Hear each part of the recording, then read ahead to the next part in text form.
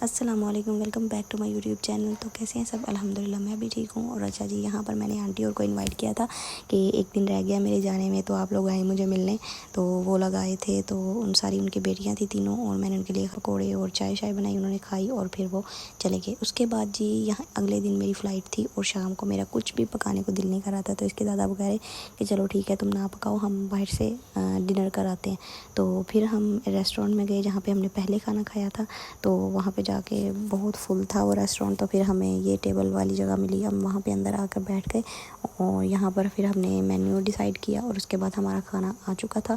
तो यहाँ पे कोई इतनी ख़ास डिशेस नहीं होती हैं ज़्यादा, बारबेक्यू को वो बहुत पसंद करते हैं लोग ना, और राइस वगैरह खाते हैं।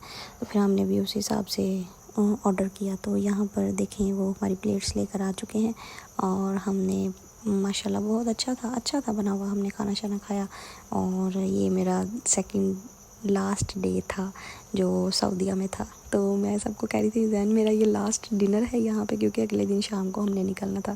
तो सिर्फ दोपहर का ज़ारी बात खाना खाया जाना था।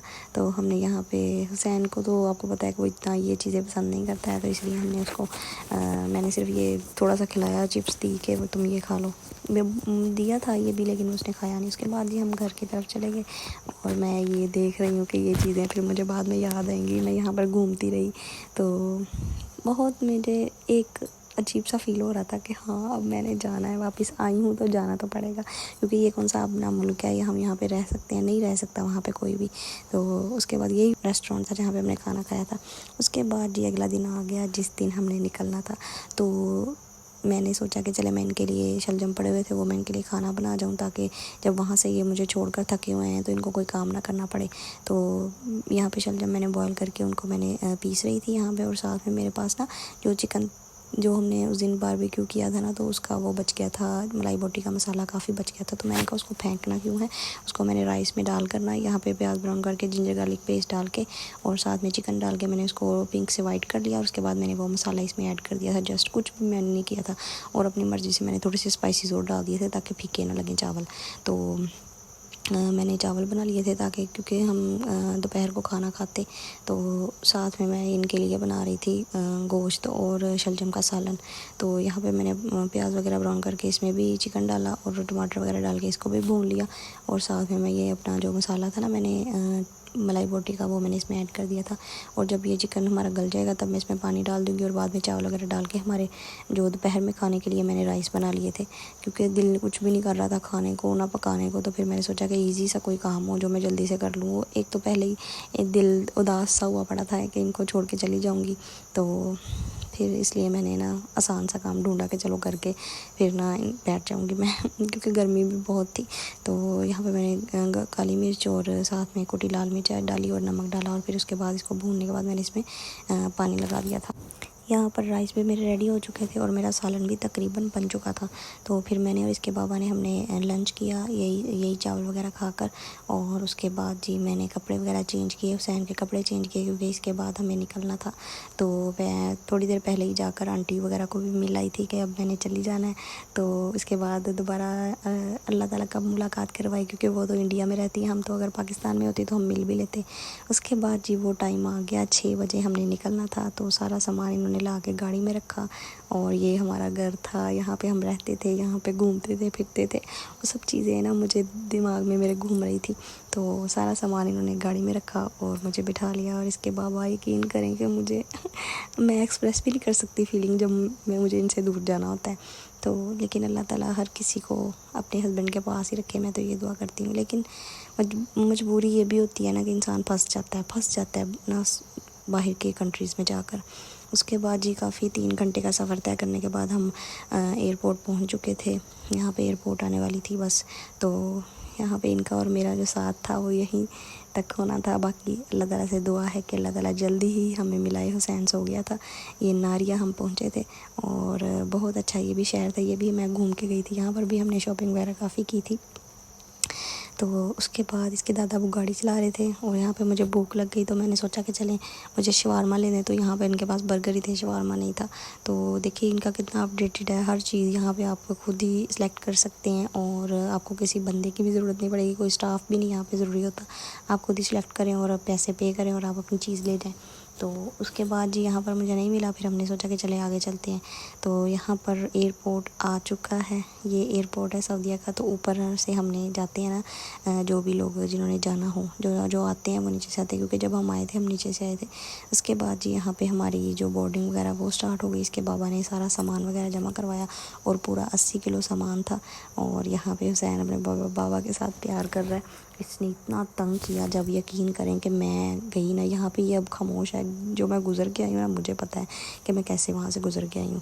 अल्लाह ताला मदद करने वालों की फिर ना, जब देखता है कि बंदा मुश्किल में है, वह लाज़मी मदद करता है।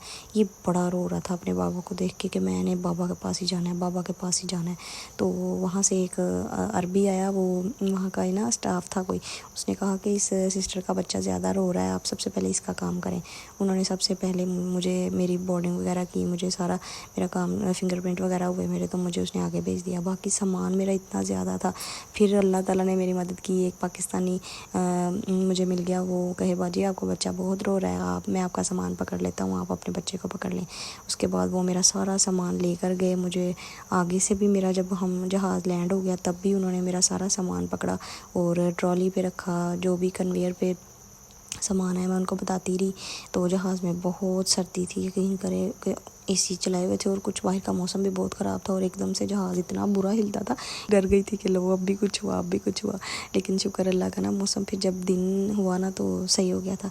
तो ये खाना था उन्होंने दिया, बस एवरेज ही था। जब जाते हुए थे खाना बहुत मज़ेदार था, लेकिन भूख लगी थी इसलिए फिर खा लिया मैंने ना। चावल थे तो ये थोड़े से थे बस, तो इस वजह से फिर इसी से पेट भर गया।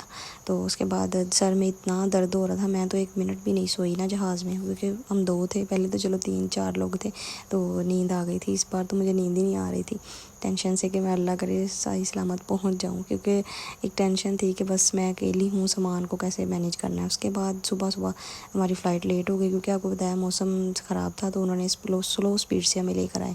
तो लोग देखें अब खड़े हो गए हैं, लेकिन मैं बैठी रही। मैंने कहा, मैं उनका ही वेट कर रही थी, जो उन्होंने मुझे कहा था भाई ने कि आप वेट करना, मैं आपका सामान नीचे लेके जाऊँगा। उसके बाद जी यहाँ पर हम लाहौर आ चुके हैं, हमें रिसीव करने आए थे। मुझे रिसीव करने मेरे मम्मा आई थी और साथ में जैन का एक कज़न था और उसकी बीवी थी। तो क्योंकि अम्मी का ऑपरेशन हुआ था तो वो आ नहीं सकती थी, इस वजह से वो लोग आए हमारे इस्तकबाल करने। तो गर्मी बहुत थी पाकिस्तान में, यकीन करें कि शायद सऊदीया में ना मौसम ठीक हो जाता है, बारिश वगैरह हो जाती है, और यहाँ पे तो एकदम से जब मैं लैंड हुई तो बहुत ज़्यादा गर्मी थी। तो फिर मेरी आंटी ने हमें कहा था कि सुबह नाश्ते का टाइम है, तो क्योंकि 7-8 बजे मेरी फ़्लाइट उतरी थी ना, तो उन्होंने कहा था कि नाश्ता आप यहीं करके जाना।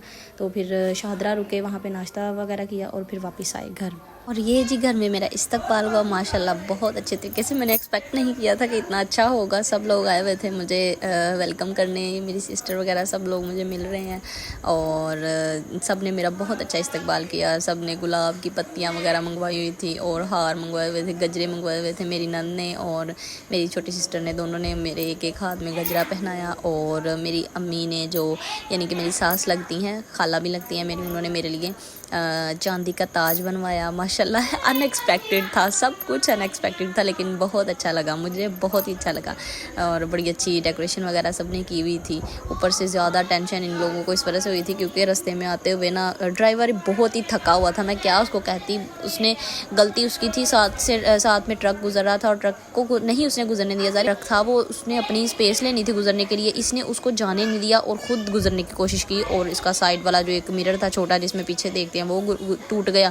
और अगर वो स्पीड में होता तो शायद ही हमारा बड़ा एक्सीडेंट हो जाता, लेकिन शुक्र अल्लाह का हम लोगों का इतना नुकसान नहीं हुआ। और ये पीछे भी लोगों को सबको टेंशन हो गई कि पता नहीं क्या हो गया, लेकिन शुक्र अल्लाह का हम सही सलामत घर पहुंच गए। और अगर आपको व्लॉग अच्छा लगा, लाइक करें, शेयर करें, कमेंट करें and subscribe my YouTube channel. Thank you so much for watching. Have a nice day. अल्लाह हाफिज़।